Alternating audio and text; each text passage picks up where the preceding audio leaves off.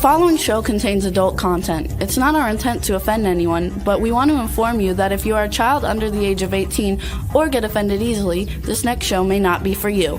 The content, opinions, and subject matter of these shows are solely the choice of your show hosts and their guests, and not those of the Entertainment Network or any affiliated stations. Any comments or inquiries should be directed to those show hosts. Thank you for listening.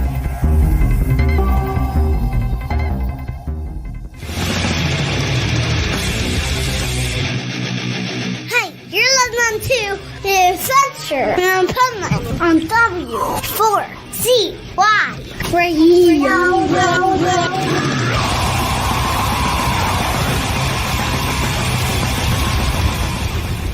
Wake up, America! It's time for the Adventures of Pipeman on W4CY.com, West Palm Beach's #1 internet radio station. Here's your host, the Pipeman.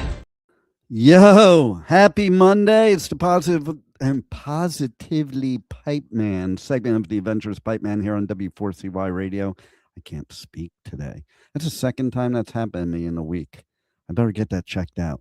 It might have to do, though, with the fact that today, I don't know if everybody realizes this, but this is literally considered Blue Monday. I just found out this today after 59 years of living that they have a day dedicated to everything, but they have a day dedicated to the Monday blues. But what it's about is that apparently the third for a Monday of January every year is considered the most depressing day of the year. Who comes up with this shit? Like, let's change that. The most depressing, let's make it the most positive. Forget Blue Monday. Look forward to Monday. I don't get what's with this world that we thrive on negativity. And now even more so than ever, we focus on it and embrace it. Like, why do you people? I had somebody I was arguing with on Facebook earlier today, and I was like, man, you got nothing better to do in your life, all you people, but argue with each other just for the sake of arguing. It must be a miserable life to live. Like it's not that important. Most of the stuff is not that important. Maybe we'll get all the things we want out of life if we would just be positive. If we would just look at the positive side, not to, oh my God. So in that realm, okay, we do have some things we're going to talk about today. In the second half of the show, for the business part, we're going to talk about cash flow problems. You may look at that as a problem, but we have solutions. So again, forget the problem, focus on the solution. And now we're going to have some solutions with my special co-host today. Okay. We have our expert in the house, of course, the pet health guru. And we have our studio nuts, okay? But we have a new guest co-host today, and that is my friend over here, Poopy Puppy, okay? And he is going to be part of we have a new segment today. I named it just for today because of the subject. This is the Pooper Scooper segment of the Adventures of Pipeman. And with that, let's bring on the Pipe Nuts and the Pet Health Guru. What a catchy name.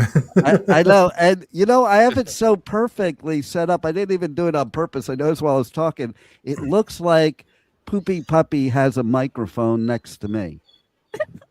Like, look, does it look like he's talking into the microphone? It does. Absolutely. So we need to know, Pet Health Guru, we really need to know right now, not what the bird poop scoop is, but the pet poop scoop. All right. Well, first off, talking about ridiculous things. One of the worst things I heard this morning driving into the store on the radio during the news, and they're talking about the weather, that here it is towards the end of January, and they're talking about this is the worst cold weather, the lowest temperature we've had this year. We've only had 25 days. It has gone quick. Like, I woke up this morning, I'm like, damn, the year's almost over already. How does this happen? I know, but yeah, I mean, it's like, okay, it's January. We're really just now getting into it, and you're already panic mode in Florida. Listen, hey, people, it's January. It usually is the coldest month of the year, or thereabouts. Okay, no matter Yeah, where you are. Well, I won't say no matter where you are because the opposite side of the equator, it's the opposite.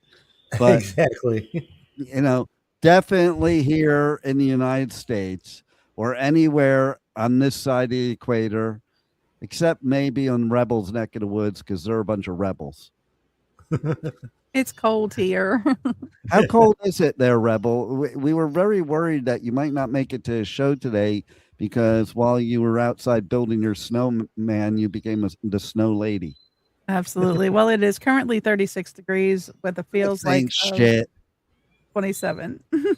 That ain't shit either. That's not cold. No, It's no, 12 it's cold, o'clock right now. but it's cold here too. It's 87. And listen, go up to like northern Canada and tell them that feels like 27 is cold. That would be like a summer day Yeah. for some people. Not for here. Now, if it was that temperature here, now that might be cold. Actually, it might be cold where you are because you have the same humidity as us. And that's the thing I find down here is that it's colder here because of the humidity, because of the wetness in the air. Like I could be up in Jersey and it's 40 degrees and I'll wear a t-shirt, and here it's 40 degrees and I'm like putting on my leather jacket or something. Yeah.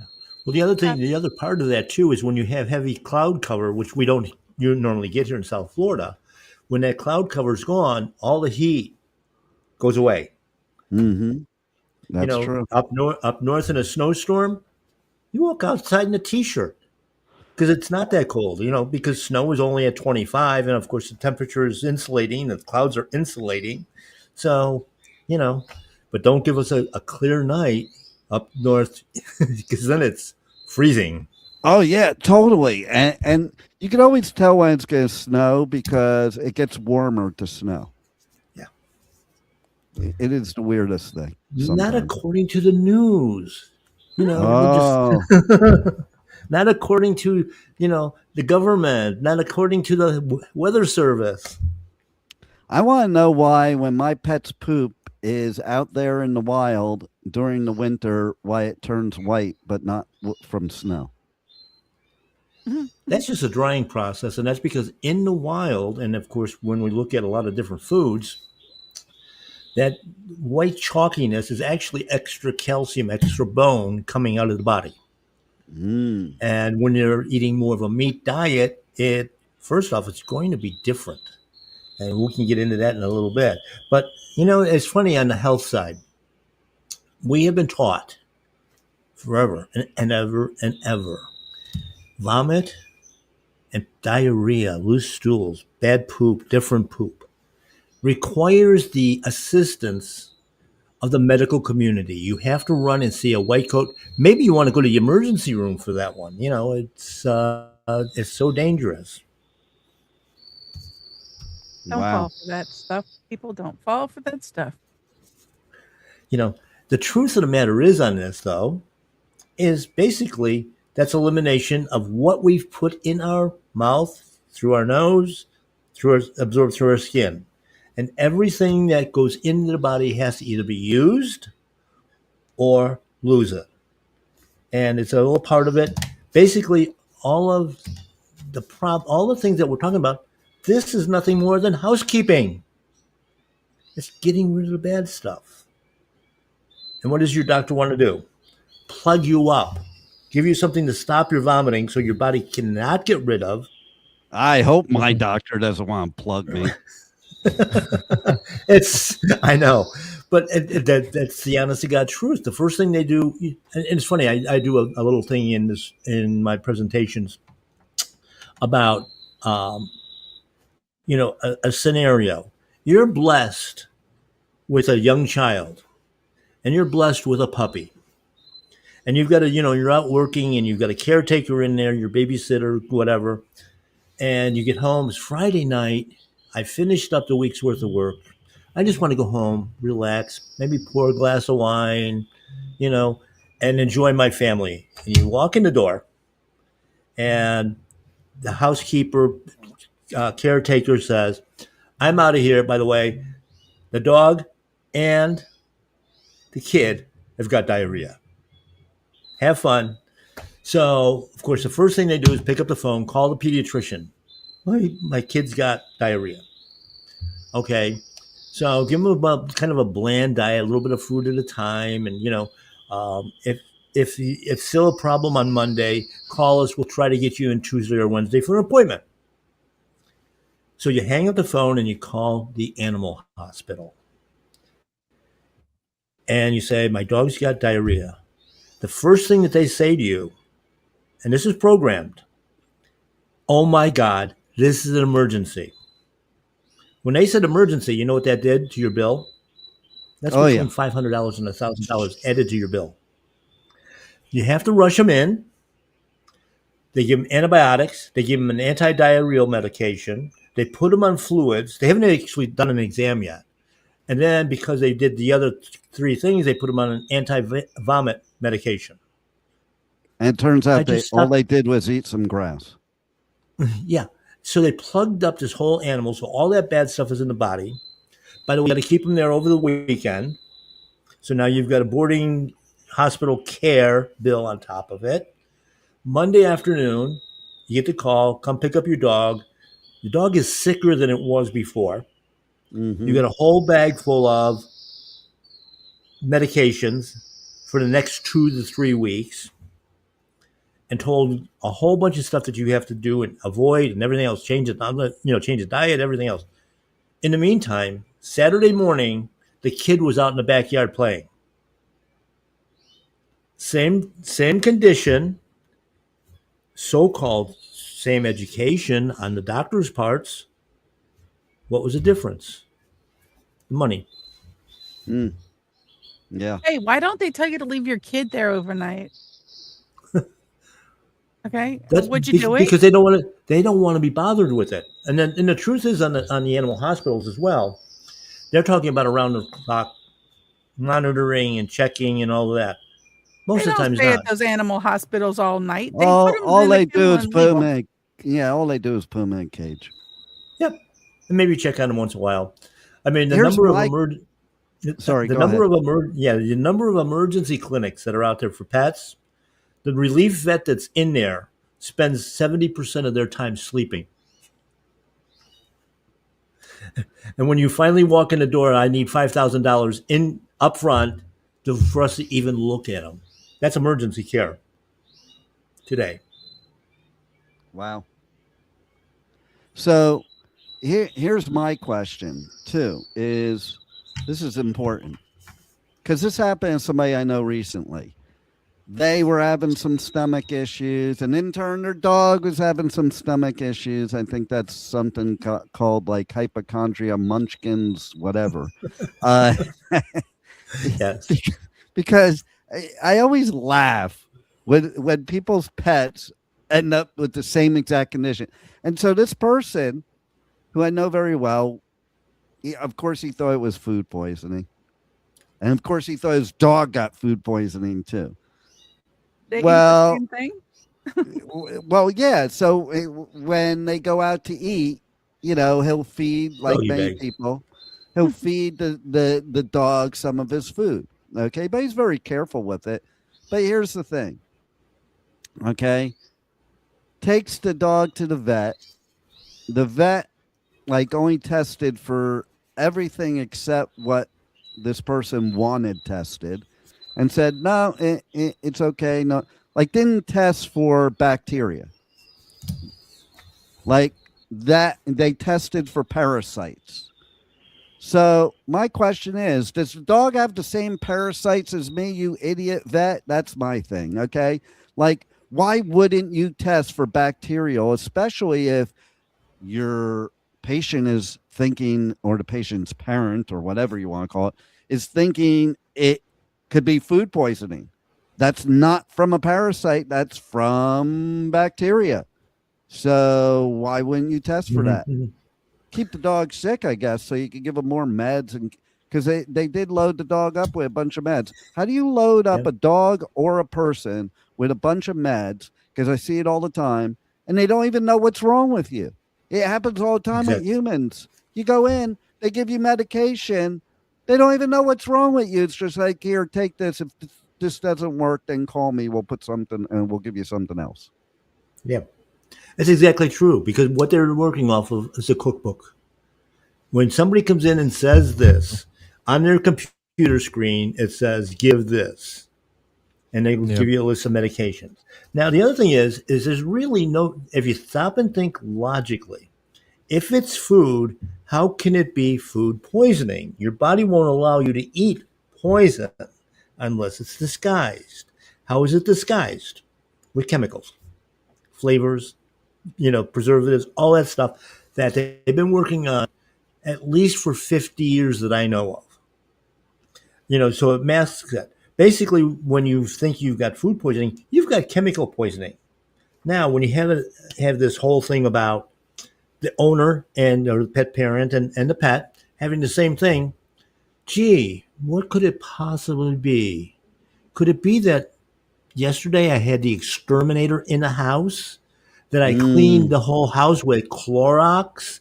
All these toxins that we put into our environment, our personal environment. Your dog's getting the same thing.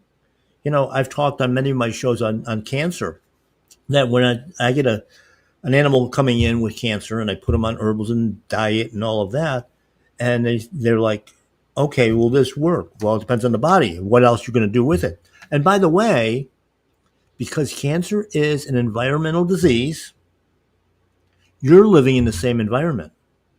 Guess what? You're going to get cancer unless you clean up your act.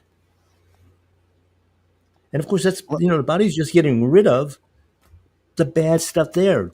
Food is the transport system. It goes in, it brings in nutrients, but it takes out very specific toxins that are already walled off in a mucus layer. So now when I eat a certain food and it pulls that toxin out, the body's going to say, let me get rid of it as quickly as I can, because now I have the ability to clean it out. You and I, you wake up in the morning and they spray it outside and whatever, and you wake up, your eyes are burning, you've got that nasal thing going on, all that mucus is dripping down in your belly, and now you get an upset stomach as well. We go in the shower, turn on the hot water as high as we can stand it, then we're coughing it all up, we're blowing our nose, it's all coming out of our body, we're sweating it out as well, and we're fine. Dogs and cats, they can't do that. They can't just spit it out. It's got to have a vehicle to go with it. And that's what the food is. Most of the time when I look at, especially today anymore, when they come in and tell me this problem, the first thing I say is, let me guess, when he vomited or when he had diarrhea, it was loaded with mucus. The mucus layers, which walls off the poison so we don't die. And the same thing is true with our pets. That's it. I mean, it's very simple, but the medical community has turned it into a major, major profit center. Well, what I just thought of? What I just thought of too is, like, without a dog or a cat or any other pet for that matter, because vets, you can bring in any animal to a vet.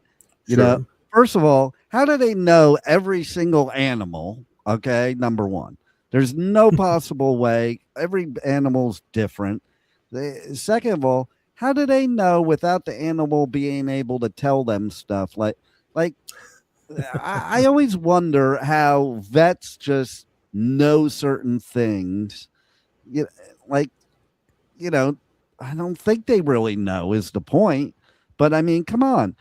You bring if Juan brings in his guppy to the vet, how does a vet know where it hurts? Like, you go to the doctor and they touch around and then they know where it hurts. Well, right. Well, but they also ask you, where does it hurt? They also ask you what your symptoms are. The pet can't tell you the symptoms. So do they just bullshit everybody is my bottom line. Yeah, well, that's when you look at it, I got a couple of good examples. Number one, okay, so you got a lower back problem. I got pain in my lower back.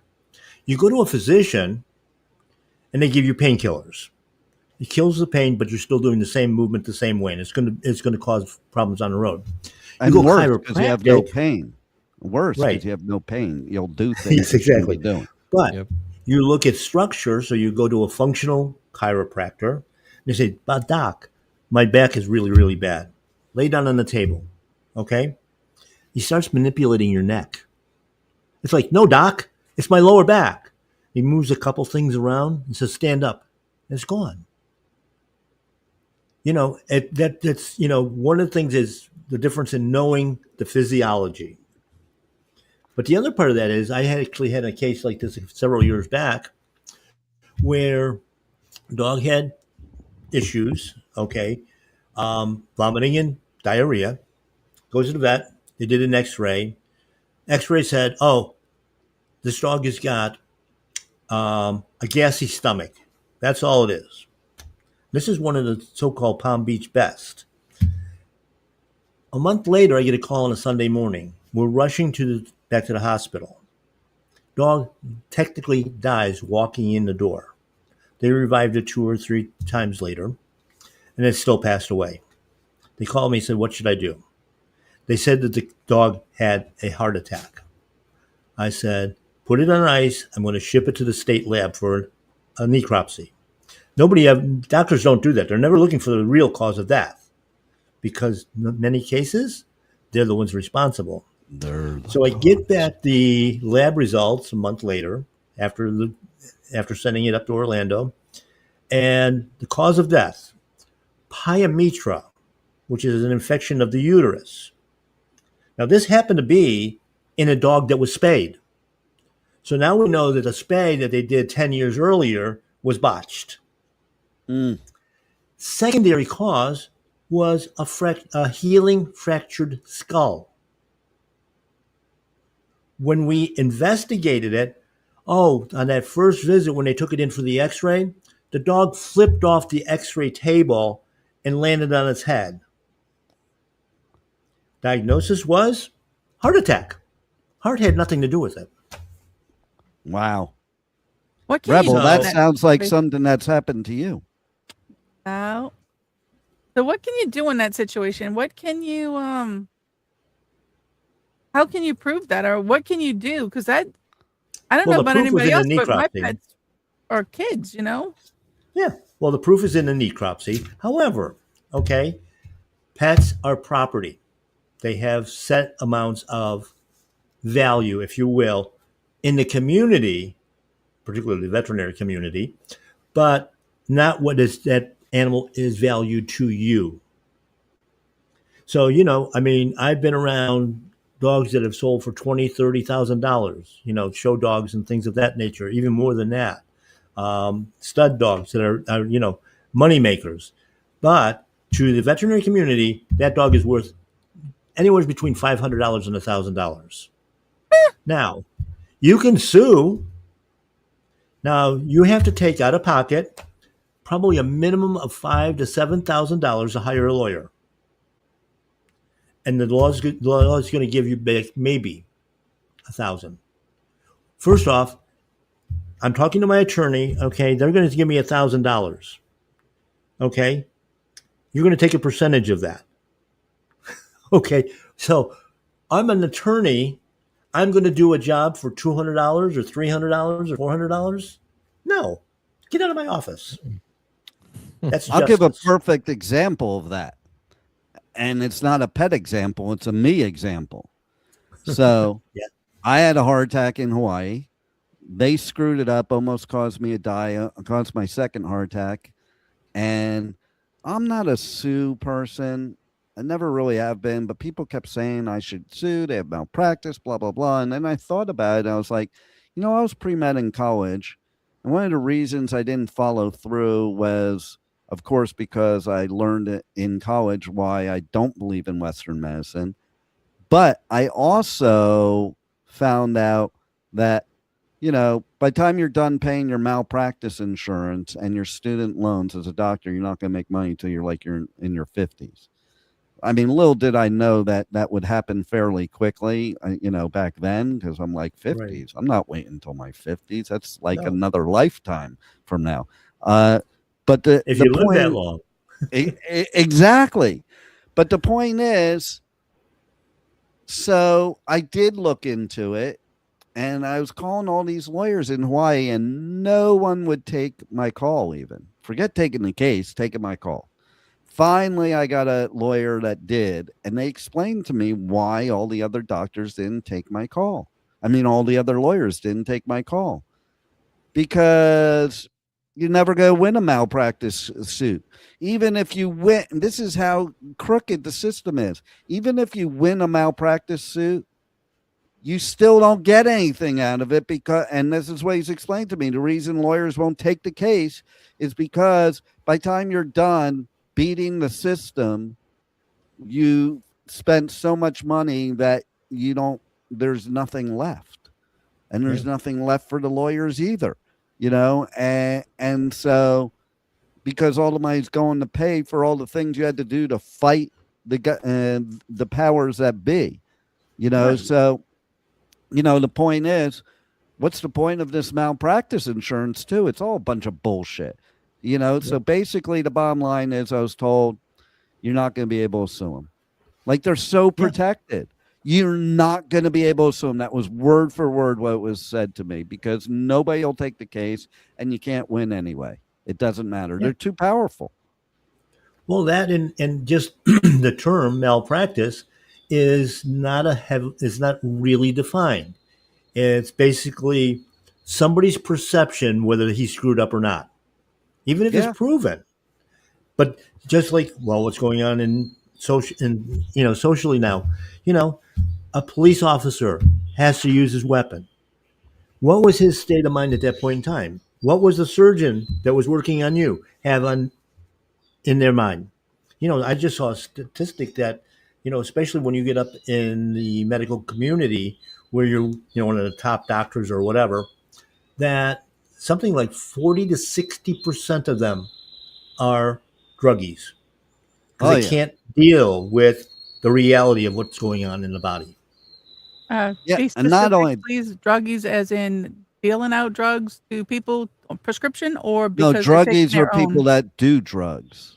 I just They're wanted to doing be the drugs. specific for that question. Yeah. The doctors are stoned.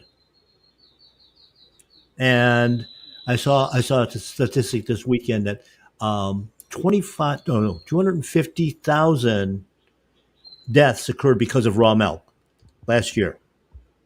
Oh, wait a minute. Wow. No, that was a number of people that died from medical injury last year. Zero from raw milk. Now, what do you see? I think part of that is just based on they rely on the system way too much rather than actually thinking about how to help you. Because I've been to a doctor, like last time I went to a doctor, and this is why I don't like going to a doctor anyways. My cholesterol was 2 points higher than what they consider to be normal, and she gave me cholesterol pills. Yeah. Oh, dude, wait a minute. What? Fuck that. I'm going to be blunt. I'm not going to say who my doctor is, but she told me, do not take them, but I have to prescribe them to you. Yes. Yeah. Well, that's the only malpractice, by the way. If they don't follow their cookbook, that's their malpractice. She told me, she said, this is, you can take this and it'll help you lower your cholesterol to like more manageable levels to where the system is happy, but it's going to damage your liver long term. Well, here's the thing too, okay? That is absolute fact, everything you're saying, because I was in the financial business when things started to change in healthcare, owned an insurance agency, and I was there and witnessed firsthand when insurance agencies or insurance companies started taking over healthcare. And basically, the deal is, because I was dealing with trying to get claims processed, and the deal is that doctors won't get paid by the insurance companies unless they diagnose you with something and possibly prescribe something to you. So to your point of what happens, because that doctor had to prescribe that medication to you, or else the claim would not get paid. Yeah, and her exact words were, if I could give you a more natural way to manage it, I would, but this is what the system is showing me. This is what I have to give you. Yep. Yes. Exactly. Yeah, well, that's just it. I was talking with several clients last week about the same problem, and it was physicians, veterinarians are not allowed to talk about the other things, the alternatives, on their own. If they ask, if you ask your doctor, they hedge around it. They really can't Yep. say anything, and if they do, they lose their license. You're $500,000 into debt. You know, between student loans and your time you spent and everything else. If they take your license away, you can't even talk about medicine, Yeah. either on the Exactly. veterinary side or on the medical side. You're not allowed to. You're basically given a gag order. That's So what what's it like to be regulations owned? say. That again, Rebel. So I wonder ask your doctor, what's it like to be owned? Like they're owned by the AMA? I think Well, that's what it's they called. are owned. You know. Well, You that's can't what take Juan when just. you're owned? Well, that's what Juan just said. He says for the system to be comfortable with you. Yeah. Yeah. And If this it is shows what them You on the don't have a computer that they choice. have to prescribe you something, there's no way around it. They have to prescribe it. this is Yeah. what happens when you have too much regulation. Perfect example. While I was in the financial business, the Wall Street Journal could print an article, and it was perfectly legal because they weren't licensed. If I took that exact article, like cut it out of the newspaper and sent it to a client that they could go get themselves, I would be breaking the law, breaking the regulation, because Yeah. it was not approved by the government for me to send that article to them. I used to have to literally go and get every single article that I ever mentioned approved by the government before I could talk about it or send it. But the average person could just walk into a newsstand and buy the newspaper. No Yeah. problem. So if you had this in your office, if you had the newspaper laid out to this article, would you be in any trouble? If you If you pointed to had it. a client there, and yes, you pointed to it and you made, like, they could find it themselves, but if you directed them to it, then you were breaking the regulations. So if Yeah, it was, exactly. if you had your waiting room, you had a newspaper and they were reading this and they came to you and showed you the article, would you be in trouble if you talked about it? No, if they No, showed the they- article, you could talk about it, but you would have to say to them, now keep in mind that article may not be balanced, and past performance is not necessarily indicative of future results.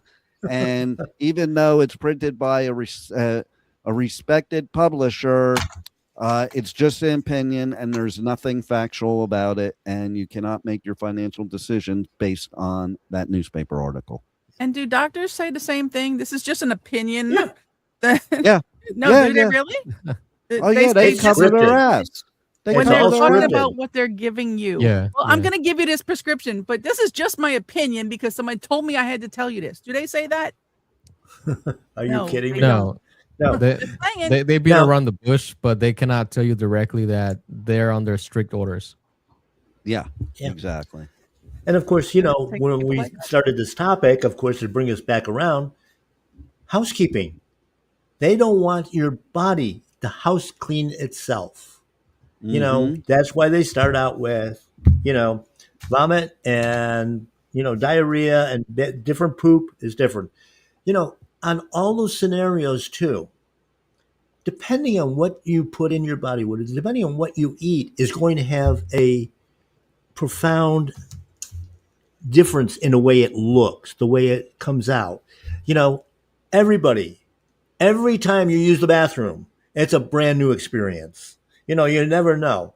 And of course, the way our sewage systems are set up, okay, ours is going into a toilet filled with water that dilutes everything down. You won't even see if there's blood in your stool in many cases. But the dog is going out on the wee pad or outside, and everybody's crawling on the ground like, oh my God, this is different. Let me run to the vet. I know, right? It must be parasites too. And I think it was on the last Pet Health Cafe podcast, we talked about parasites. And of course, you mentioned it earlier on that that's one of the tests that they do. But they're only looking at 3 or 4 different parasites. We literally have thousands of different ones in our body every single day. There are actually good ones and bad ones. Totally. And I brought up as an example, and you'll appreciate this because of your background. Back in before 1950, pork, trichinosis, terrible parasite. We were feeding our pigs garbage in the streets. Eliminated in 1950. Now they keep talking, the doctors keep talking, or not the doctors, the food industry, parts of it, especially on the vegetarian and vegan side. Oh my God, you're going to get 10,000 parasites from pork. Not true. But it's been eliminated since 1950. Wow. But today, now I know that in the pet food industry, they use a ton of pork. I've never known a veterinarian to do a test for trichinosis. Amazing. Not one. Let's tell everybody how they can reach out to you for more information. Check out your podcast. Check out My Paleo Pet. Get your products, all that good stuff before we segue from poop that's not causing any cash flow problems to vets to how we can solve your business cash flow problems. And so you too can be as profitable as veterinarians. There you go. Yes, so you can reach me, of course, at quite often at Pet Health Cafe, the podcast. You'll be able to get a lot of information on a lot of different topics, health, wealth, all that stuff, how you can basically keep yourself in a state where you don't have to use these doctors. My Paleo Pet is our both our website and our retail store. You can communicate through there. You can order the products directly on mypaleopet.com. You can call the store. That one is 954-971-2500. You can book a consultation, a private consultation with me through the website or through the store. And we keep looking at different cutting edge technologies, things that are going to only build the body. Every product in our selection is both safe and useful for both humans and pets. And we have of course, on the food side, our farm to table program. All the stuff is raised here in the state of Florida, so it's all local. We're eating local again now, which is a good thing, and clean. No antibiotics, no hormones, no vaccinations on our animals. Completely grass finished, which is almost impossible to find anywhere. So we've got a good program for both you and your pet. Love it. Always love the advice you give people and your wealth of knowledge, Pet Health Guru. And we're going to segue over into some wealth of business knowledge for wealth for you and your cash flow problems. But first, let's see about giving away some tickets to some festivals. Remember, after you see this, reach out to Pipeman Radio on all socials, and you too can be entered to win festival tickets to Sonic Temple and Welcome to Rockville. Roll it, Juan. Sonic Temple Art and Music Festival returns May 14th through 17th with My Chemical Romance, Tool, Bring Me the Horizon,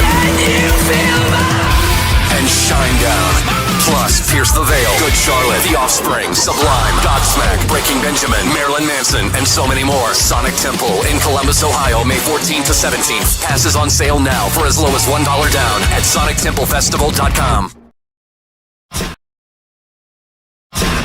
Welcome to Rockville. Returns to Daytona International Speedway May 7th through 10th with Foo Fighters, My Chemical Romance, Guns N' Roses, and Bring Me the Horizon. Plus, Turnstile, Five Finger Death Punch, The Offspring, Breaking Benjamin, A Day to Remember, Godsmack, and so many more. Welcome to Rockville, May 7th through 10th. Passes on sale now for as low as $1 down at welcometorockville.com.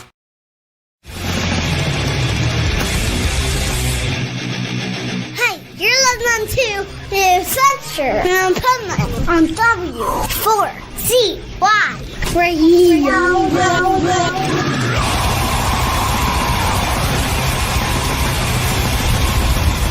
This is the Pipeman here on the Adventures of Pipeman W4CY Radio with our resident business expert with some powerful business strategies here on the Positively Pipeman segment. Let's welcome Michael Barbarita. How are you? Excellent, Dean. Thanks for having me. How you doing?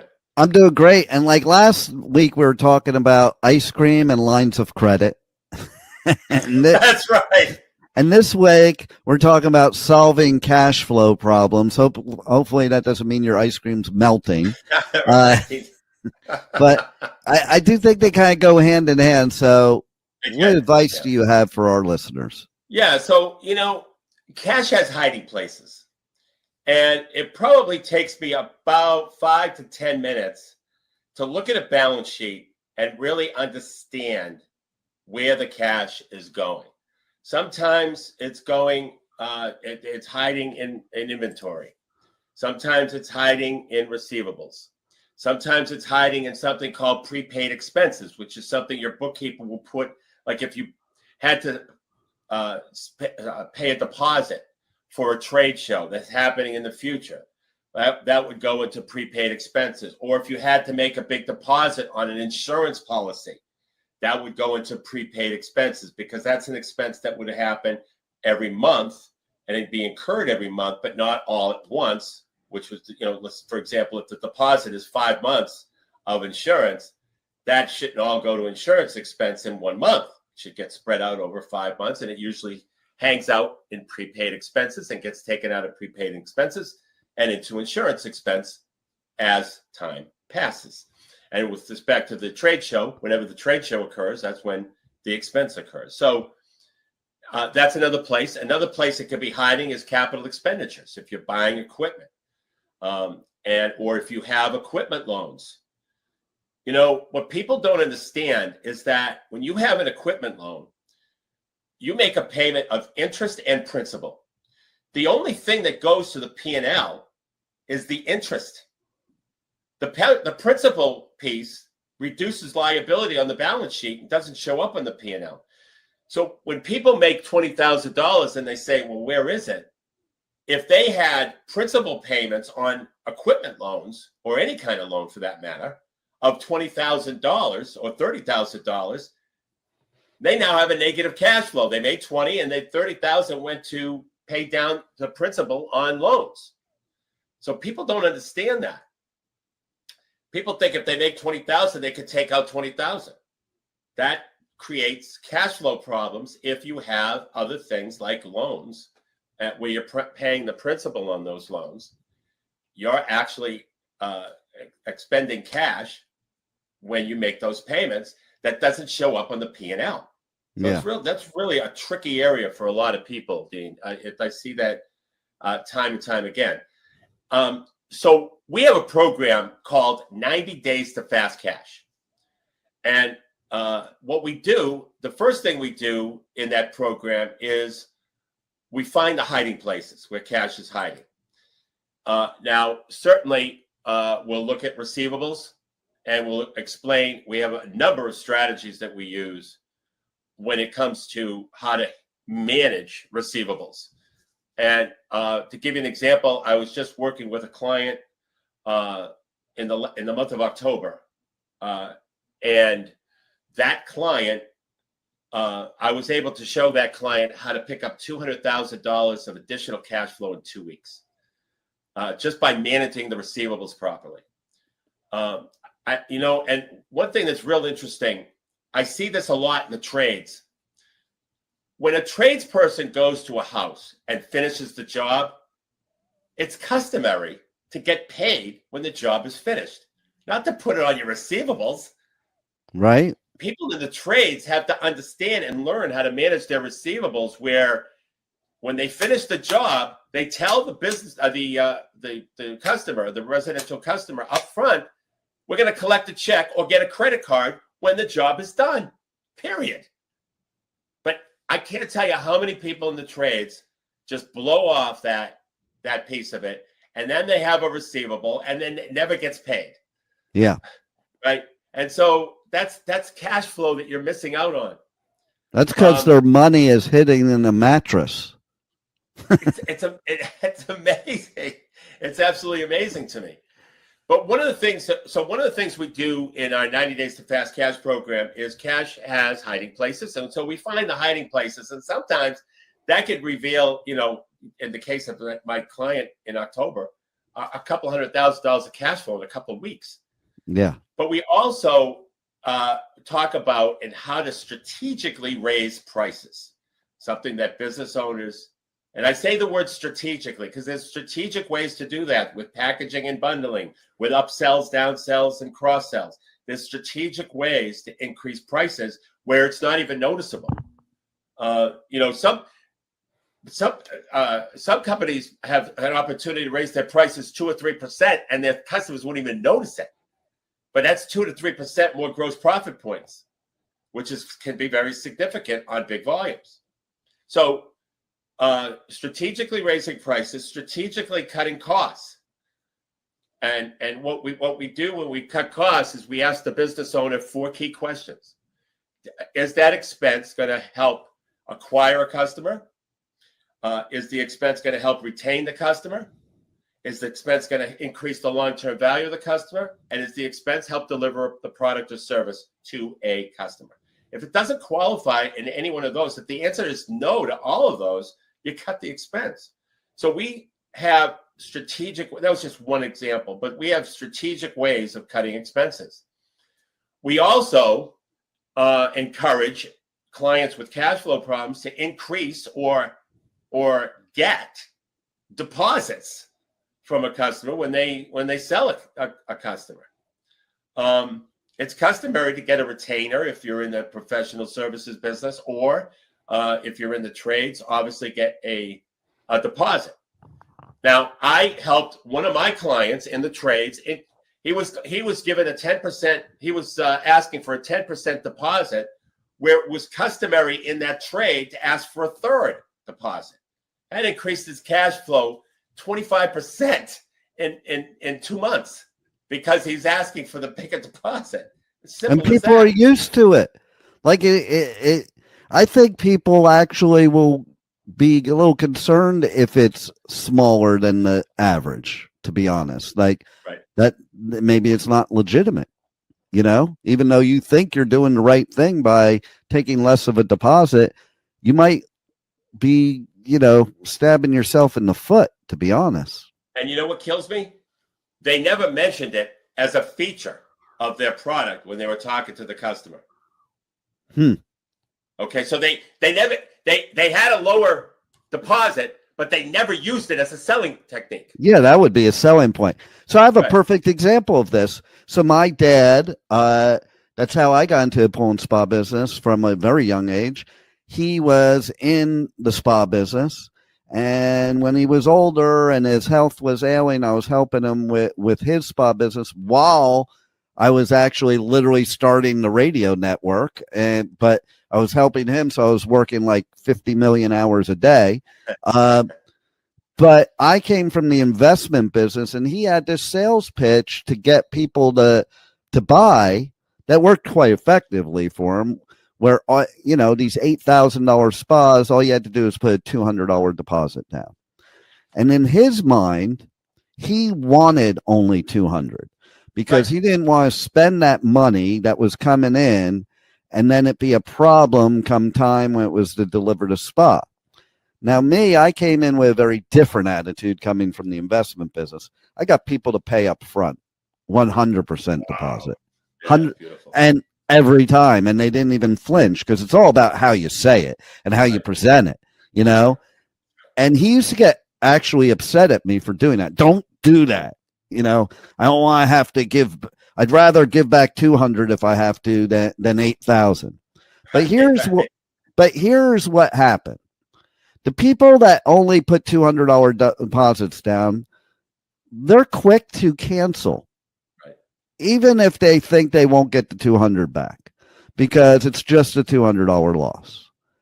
Whereas none of the deals I would sell would cancel. because they were fully vested in it. So not only from the viewpoint of how much money that they already put out, but the fact that the mindset of already putting it out, okay, and also the mindset of, I'm already fully vested in this, and they take ownership of whatever they're buying. Like the people that were paying $200 deposits were not taking ownerships of the spas. They're like, okay, I'll just give the $200 to, shut the salesperson up, Right. Whereas with me, they were giving the full amount, and they had already completely made their decision that wasn't going to change. And in their mind, their mindset is they already own the spa. It's already in their backyard. Unbelievable.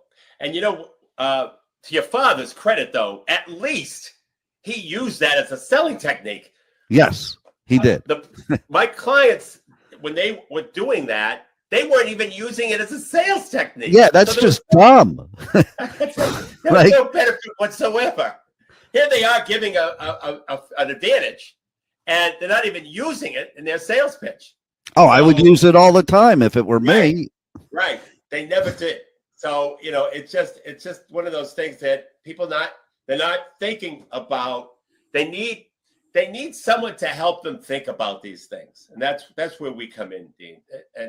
And there are so many little tidbits like that, little tweaks. These are just small. This isn't like we're going to blow up the business. It's just small little tweaks. Yeah. On most of these things.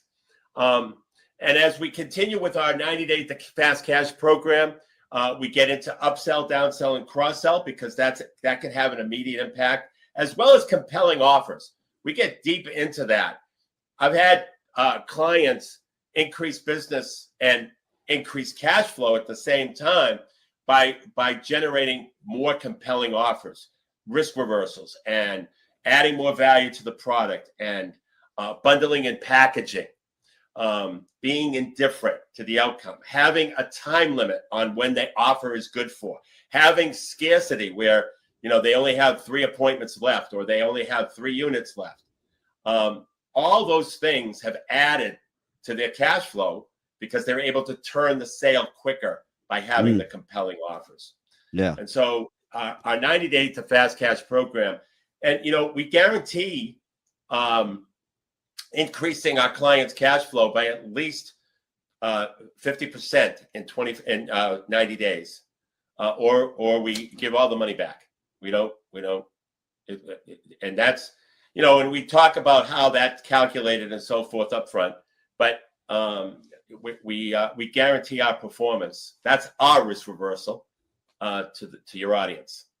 Nice. And so, the way to participate in the 90 days to fast cash program is to go to our website, www.nextstepcfo.net. Go to the contact form in the website, fill out the contact form, and in the message section, put 90 days to fast cash, or just fast cash. All right. Well, I want some fast cash. And we're going to fastly cash out of this place, because I think we gave them some great information today. And I absolutely love that we can give all these powerful business strategies from you, Michael Barbarita, from Next Step CFO. Everybody has to check you out, and everybody has to tune in every single Monday to the Positively Pipeman day of the week for the Adventures of Pipeman, where you can get more powerful business strategies from Michael Barbarita. Thanks for being here, and thanks for being on the Adventures of Pipeman. Thanks for having me. Thank you for listening to the Adventures of Pipeman on W4CY Radio.